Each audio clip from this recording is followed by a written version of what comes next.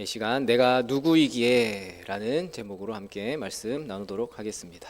이제 사도행전 11장입니다. 이전에 10장에서부터 어떤 내용이 계속 이어져 오고 있냐고 하면 하나님이 욥바에 있는 베드로에게 환상을 보여주셨죠. 하늘에서 큰 그릇이 내려왔는데 그 안에는 베드로가 평생을 혐오하던 부정하게 여기던 짐승들이 안에 있습니다. 그것을 잡아먹으라 라고 환상 중에 말씀하시니까 베드로가 뭐라고 했습니까? 주여 그럴 수 없습니다. 그럴 수 없나이다 하고 거부를 하죠. 그래서 하나님이 내가 깨끗하게 한 것을 네가 속되다고 하지 말라라고 하시면서 베드로의 그 좁은 편견의 그릇을 깨뜨리셨습니다. 결국 베드로는 그 성령의 지시를 따라서 이방인 고넬료의 집으로 갔습니다. 그리고 그곳에 모여있던 이방인들에게 예수 그리스도의 복음을 전할 때 놀라운 일이 벌어졌습니다. 베드로가 말씀을 전하는 도중에 오순절 다락방에 임했던 것 같은 그 성령께서 이방인들에게도 부어지는 것이죠. 그것을 보고 베드로가 충격을 받은 겁니다. 하나님이 이방인들도 받으시는구나. 그래서 그 자리에서 그 사람들에게 이방인들에게 세례를 베풀고 며칠을 더 머물며 교제를 나눴습니다. 그렇게 10장에서 끝이 났고요. 그리고 이제 11장에 들어와서 예루살렘 교회에 이제 보고를 하는 장면이 나오고 있어요. 자, 베드로가 선교사로서 간증이 담긴 보고를 교회에다가 하는 거예요. 자, 10장에서 성령의 역사가 기적처럼 이렇게 역사하신 것을 베드로가 보고를 하는데, 자, 그 선교 보고를 받는 교회 입장에서는 보통 그 편지를 받으면, 선교 편지를 받으면 보통 어떻게 반응을 할까요? 와, 이 성령의 역사가 이렇게 불같이 타오르는구나. 복음의 놀라운 능력이 드디어 이방인에게도 전해지고 우리에게 먼저 전해졌던 그 복음의 문이 우리에게만 열린 게 아니라 이방인에게도 열리는구나. 그렇게 기뻐하며 춤을 춰야 되는 게 정상이겠죠. 자, 그런데 오늘 본문 11장의 분위기는 그런 축제 분위기가 아니라 전혀 다르게 청문회가 열리는 거예요. 칭찬이 아니라 격려가 아니라 날선 비난이 쏟아지고 있는 상황입니다. 자, 그럼 이게 무슨 상황인지 오늘 말씀을 한번 살펴보면서 그 말씀을 통해서 그러면 우리는 지금 우리에게 있어서 뭐 교회라든지 우리가 있는 곳에서 일어나는 이런 갈등과 오해를 어떻게 풀어가면 좋을지, 또 내 생각과 다른 하나님의 일하심 앞에서 우리가 어떤 태도를 취하면 좋을지 오늘 말씀에 비추어서 몇 가지 생각해 보겠습니다. 먼저 첫 번째로, 본질을 잃어버린 전통은 하나님의 은혜를 공격하는 무기가 됩니다. 본질을 잃어버린 전통은요, 하나님의 은혜를 공격하는 무기가 됩니다. 자, 무슨 말이냐면 1절을 보시면 유대에 있는 사도들과 형제들이 이방인들도 하나님의 말씀을 받았다 함을 들었더니 라고 1절을 시작을 합니다. 자, 일단 베드로가 도착하기 전이죠. 참, 역시 소문이라는 게 빨라요. 어쩜 그렇게 소문이 쫙쫙 퍼져나가는지, 소문이라는 게 참 무섭죠. 베드로가 예루살렘에 도착하기도 전에 소문이 먼저 도착해 있었던 거예요. 야, 글쎄 베드로가 이방인 그 백부장 집에 들어가가지고 먹고 자고 세례까지 줬다더라? 라는 소문이 이미 쫙 퍼져 있었던 거예요. 자, 베드로가 그렇게 설레는 마음으로, 기쁜 마음을 가지고 선교 보고를 하려고 예루살렘에 다 갔더니 기다리고 있는 건 자신을 수고했다고 환영해 주는 게 아니라 누가 어떻게 기다리고 있었냐면은 2절 3절을 보십시오. 2절 3절에서 베드로가 예루살렘에 올라갔을 때 할례자들이 비난하여 이르되 내가 무할례자의 집에 들어가 함께 먹었다 하니. 자, 먼저 할례자들이 비난을 해요. 할례자들이 누구냐면은 그리스도인이긴 하지만 유대교 출신, 유대교에 있던 사람들이 개종을 한 그리스도인들이에요. 그래서 그 사람들은 예수를 믿기는 하지만 여전히 그 유대교의 색깔이 너무 강한 거예요. 전통과 할례와 정결법을 지켜야 한다라고 믿는 보수적인 그런 사람들이었습니다. 자, 그들이 베드로를 보자마자 대뜸 하는 말이 뭐예요? 정말 수고 많았죠. 그 소식 잘 전해 들었어요. 야, 어떻게 그런 일이 일어납니까? 정말 하나님의 은혜입니다. 그런 말이 아니죠. 야, 베드로, 너 무할례자 그 사람들 집에 들어가가지고 같이 밥 먹었다면서? 라고 막 정죄를 하면서 비난을 하는 거예요. 참, 여러분들 이 장면이 참 아이러니하지 않습니까? 지금 이 일의 본질이 뭐예요? 이 사건의 본질이 무엇입니까? 생명 구원이죠. 구원입니다. 생명 구원이에요. 지옥으로 갈 수밖에 없었던 이방인들이 생명을 얻은 것이 본질이고 핵심입니다. 그런데 그 비난하는 사람들의 눈에는 그 위대한 생명의 그 본질은 보이지 않고요. 꼬작 식탁 교회자 한답시고 그 같이 앉아 있었던 그 베드로를 생각하니까 너무 눈꼴시라운 거예요. 너무 눈꼴 사납게 보이는 거예요.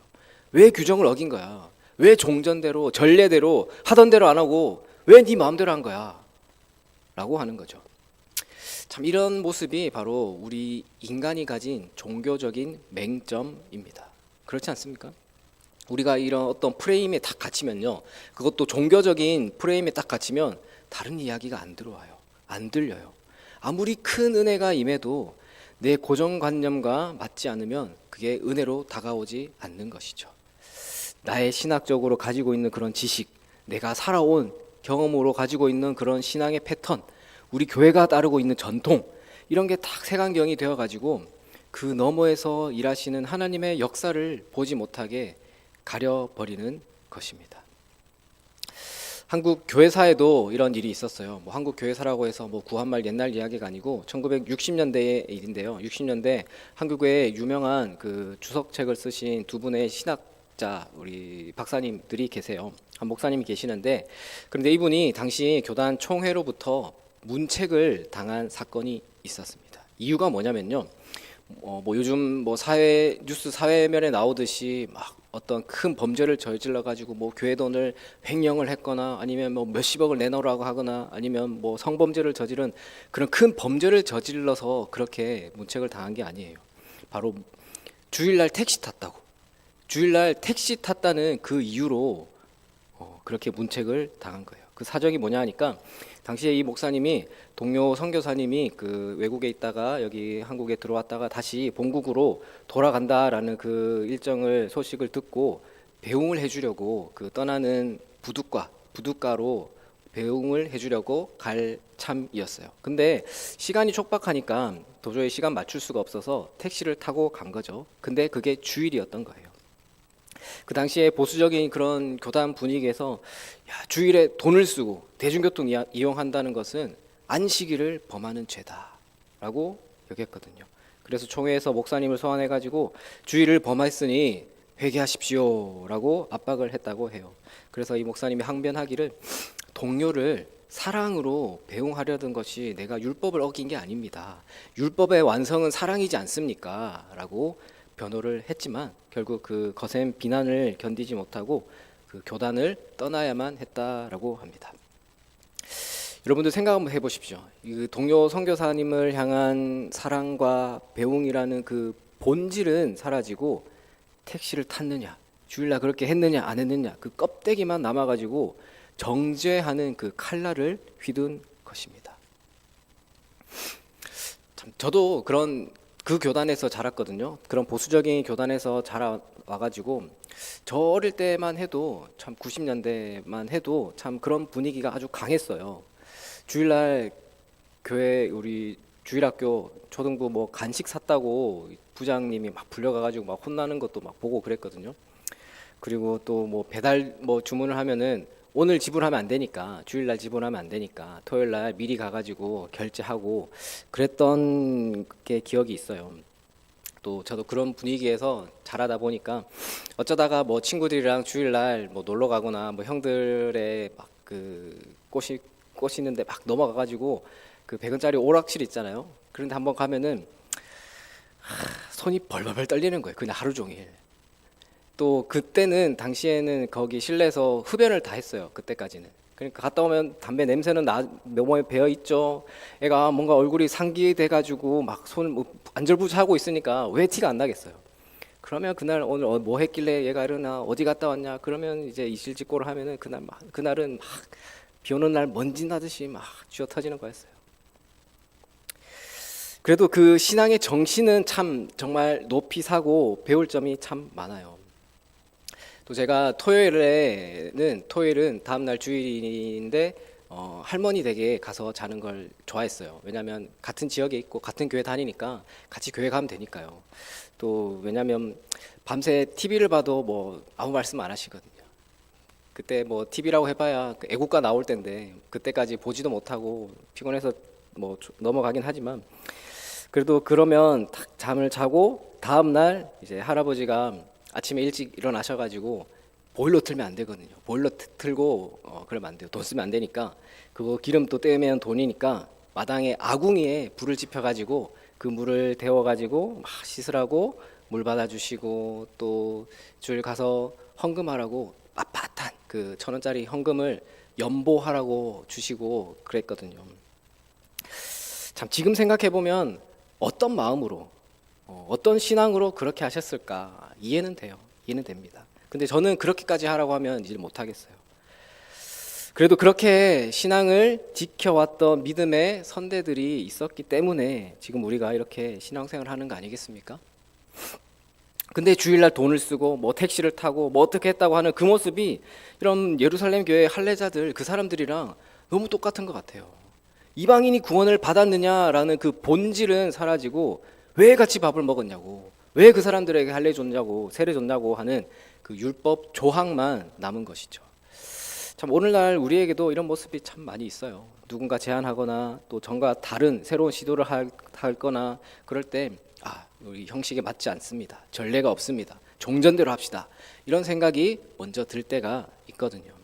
그런 생각이 먼저 드는 건 당연해요. 당연하지만 그 생각이 먼저 들더라도 그 안에 담긴 중심과 생명을 먼저 볼 줄 아는 눈이 오늘 우리가 신앙을 가지고 살아가면서 필요한 것입니다.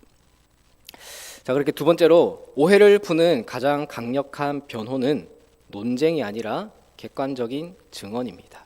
오해를 푸는 변호는 논쟁으로 하는 게 아니라 객관적인 증언, 팩트라는 거죠. 자, 이렇게 오해를 받았잖아요. 그때 이런 공격을 당하면 보통 어떻게 반응합니까? 어떻게 하겠어요? 화나잖아요. 화가 나고 또 나름 변호를 해야죠. 베드로 입장에는 어떻게 했습니까? 당신들이 뭘 안다고 그래? 당신들이 그 현장에 있어 봤어? 거기서 성령님이 얼마나 강력하게 임했는지를 아냐고. 내가 예수님의 수제자고 내가 베드로인데 그렇게 막 하지 않겠어요? 근데 4절 보십시오. 4절을 보시면 베드로가 그들에게 이 일을 차례로 설명하여라고 해요. 베드로가 그들에게 이 일을 차례대로 설명합니다. 베드로는 흥분하지는 않았던 것 같아요. 목소리를 높이지도 않았습니다. 처음부터 이제 자기가 있었던 일을 차례로 스텝 바이 스텝 차례로 차근차근 설명을 하고 있는 겁니다. 자, 5절부터 쭉 10장에서 봤었던 그 내용을 차례로 설명하는 거죠. 내가 요바에서 기도하고 있었는데 환상을 봤어요. 근데 그릇이 내려왔고 거기에 담겨 있는 거 성령님이 그렇게 말씀하셨어요 라는 그 이야기를 하는 거죠. 자, 베드로의 변론에는요, 베드로 자신의 주관적인 의견이나 주관적인 해석이나 그런 게 없어요. 자, 주어가 전부 누구냐면은 하나님이 보여주셨어요. 성령이 이렇게 하셨고 천사가 이렇게 하셨습니다.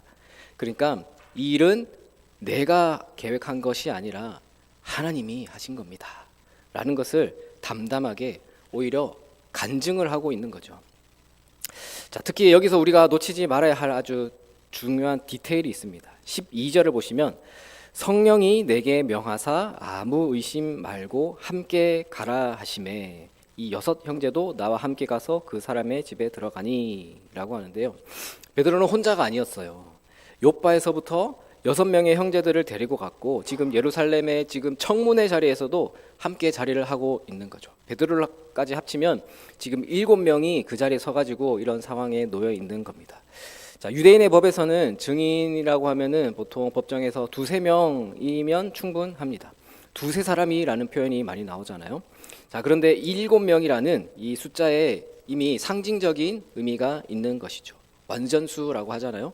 법적으로나 영적으로 완벽한 증인을 확보했다라는 뜻입니다. 베드로가 이렇게 말하는 거예요. 나 혼자 한 게 아니에요. 나 혼자 본 게 아니고 여기 있는 우리 6 형제가 똑똑히 보았습니다. 성령이 임하는 것을 우리 7명이 다 목격을 했습니다 라고 그렇게 얘기를 하는 거죠. 여러분, 이게 지혜입니다. 우리가 주의 일을 하다가 오해를 받거나 비난을 받고 그럴 때가 있어요. 그때 감정적으로 싸우거나 나의 정당성을 주장하려고 목소리를 높이면 오히려 갈등은 더 깊어져만 갑니다. 그때 그러면 만약 그런 상황이 오면 베드로처럼 하나님이 하신 일을 팩트를 나누십시오. 그리고 교회 일은 나 혼자 막 독불 장군처럼 그렇게 일하는 것이 아니라 언제나 믿음의 증인들과 함께 이렇게 함께 해야 하는 거죠. 공동체가 함께 목격을 한 것, 함께 증언을 하면 그렇게 베드로의 증언이 힘을 얻게 된 거고 비난은 힘을 잃게 되는 것과 마찬가지로 우리도 함께가 참 중요한 겁니다. 자, 세 번째로 참된 간증은 나의 체험이 아니라 기록된 말씀으로 확증되어야 합니다. 간증은 나의 체험으로 끝나는 것이 아니라 말씀으로 그 간증이 확증이 되어야 한다라는 말입니다.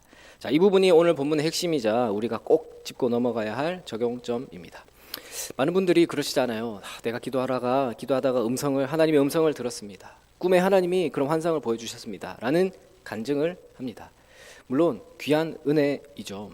하지만 그 자칫하면요, 이게 내 생각인지 하나님의 뜻인지 헷갈릴 때가 있고 위험한 신비주의로 빠질 수도 있습니다.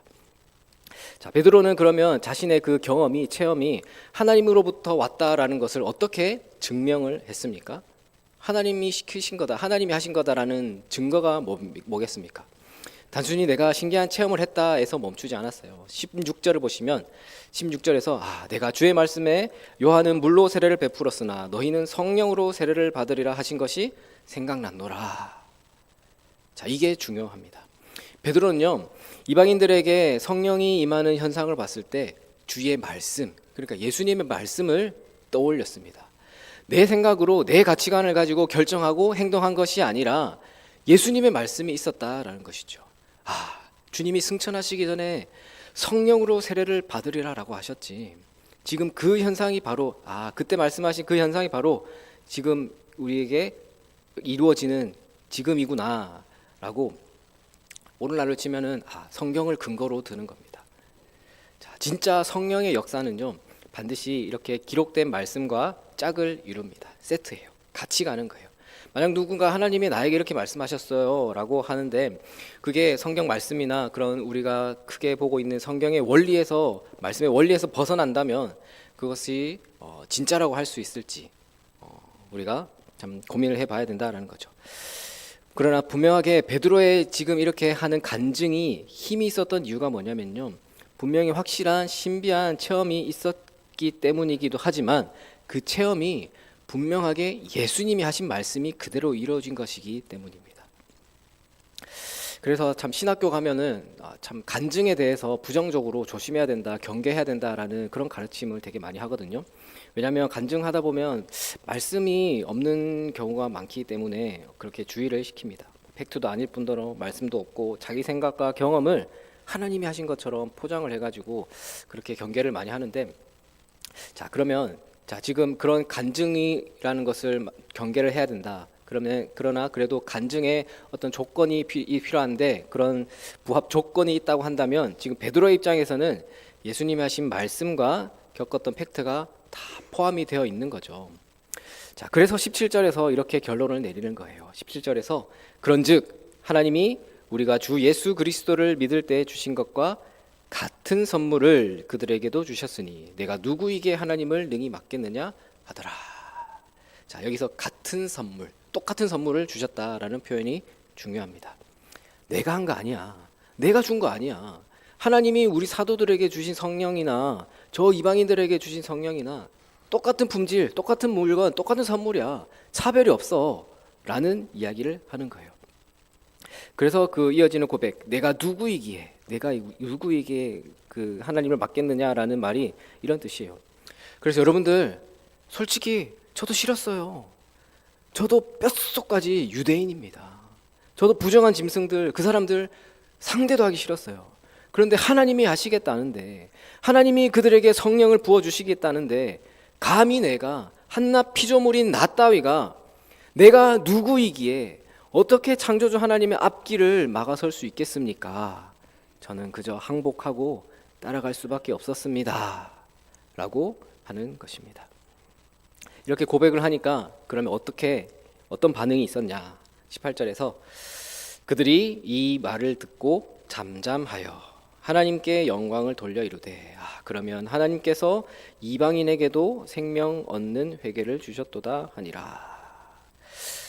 서슬퍼렇게 비난하던 사람들이 잠잠해졌습니다. 할 말을 잃었던 것이죠. 명확한 증거가 있으니까, 팩트니까요. 그리고 그 비단이 변하여서 영광을 돌립니다. 우리가 틀렸구나. 하나님이 하신 일이구나. 하나님이 이방인도 사랑하시는구나 하고 그들의 생각과 고집을 꺾고 하나님께 항복한 것입니다. 이것이 진정한 회개라고 볼 수 있겠죠. 여러분들, 어쩌면 이게 진짜 교회의 모습이어야 합니다. 세상에서는 목소리 크면 이겨요. 맞습니다. 목소리 크면 장땡이잖아요.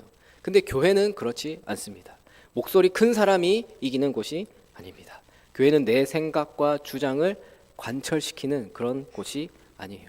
내 생각과 다르더라도 그게 명백한 하나님의 뜻이고 성령의 역사라면 내가 누구에게 반대를 하고 내가 누구에게 하나님을 맡겠느냐 하고 내 고집을 꺾고 잠잠할 줄 아는 곳, 그게 바로 성숙한 신앙의 공동체입니다. 내가 누구이기에 하나님을 능히 맡겠느냐. 우리가 참 때로는 나의 좁은 소견으로, 나의 알량한 자존심으로, 나의 익숙한 편견으로 하나님을 내가 가지고 있는 그 선, 울타리 안에 하나님으로만 하나님의 일하심을 가로막고 서 있을 때가 있습니다. 앞에 그 목사님의 택시 사건처럼 본질적인 사랑은 보지 못하고 비본질적인 규칙을 가지고, 형식을 가지고 누군가의 헌신을 정죄하고 비난하고 있지는 않습니까? 하나님이 저 사람 쓰시겠다는데, 근데 저 사람 자격이 없는데, 내 마음에 안 드는데 라고 가로막고 있지는 않습니까? 내가 누구이기에 주님, 제가 무엇이간데 주님의 뜻을 거르겠습니까? 내 마음에 들지 않아도, 내 상식과 달라도 주님이 원하시면 내가 순종하겠습니다. 주님이 깨끗하다 하시면 깨끗한 것입니다 라는 그 베드로의 고백이 저와 여러분들의 고백이 되기를 바랍니다. 여러분들, 사도행전 10장과 11장을 통해서 우리는 엄청난 변화를 목격하고 있습니다. 베드로라는 이 한 사람의 마음의 그릇이 넓어지니까 예루살렘 교회 전체의 신앙의 지경이 넓어졌습니다. 처음에는 비난과 갈등으로 시작했지만 결국은 말씀 앞에서 자기의 생각을 내려놓고 하나님께 영광을 돌리게 되는 아름다운 결말을 맞이하게 되는 것이죠.